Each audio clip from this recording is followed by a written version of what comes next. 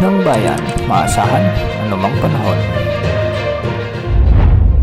Magandang araw po sa ating lahat. Narito ang update sa lagay ng panahon ngayong araw ng Martes, May 28, 2024. Bahagyang humina ang bagyong Aghon habang kumikilos ito ng pahilagang silangan palayo ng ating bansa.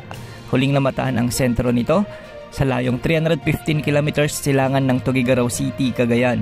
Ito ay may lakas ng hangin na aabot sa 130 kilometers per hour malapit sa gitna at pagbugsong aabot sa 160 kilometers per hour. Kumikilos ang bagyong Aghon pahilagang silangan sa bilis na 15 kilometers per hour.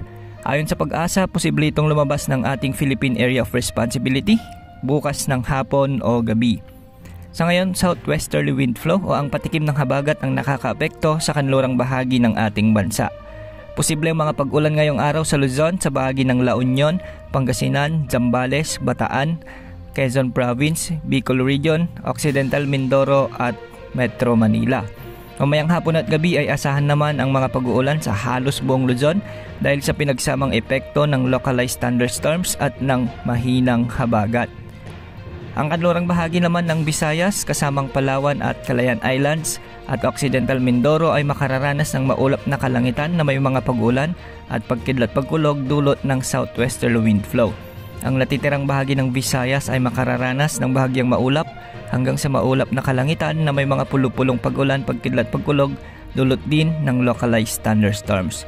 Samantala sa Mindanao ay magkakaroon ng bahagyang maulap hanggang sa maulap na kalangitan na may pulupulong mga pag-ulan at pagkidlat pagkulog dulot ng mga localized thunderstorms, particular sa bahagi ng Zamboanga Peninsula, Soc-Sargen at Caraga.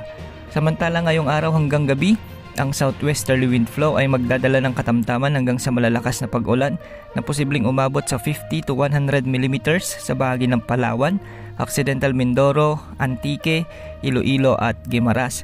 Mamayang gabi hanggang Miyerkules ng gabi naman, katamtaman hanggang malakas na ulan ang inaasahan na aabot sa 50 to 100 mm na sa bahagi ng Palawan, Antique, Iloilo, Guimaras, Occidental Mindoro at Bataan. Sa ilalim ng mga kondisyon na ito, posible ang pagbaha na dulot ng ulan lalo na sa mabababang lugar. Yan ang update sa lagay ng panahon. Ito po ang weather update ng bayan. Maasahan anumang panahon.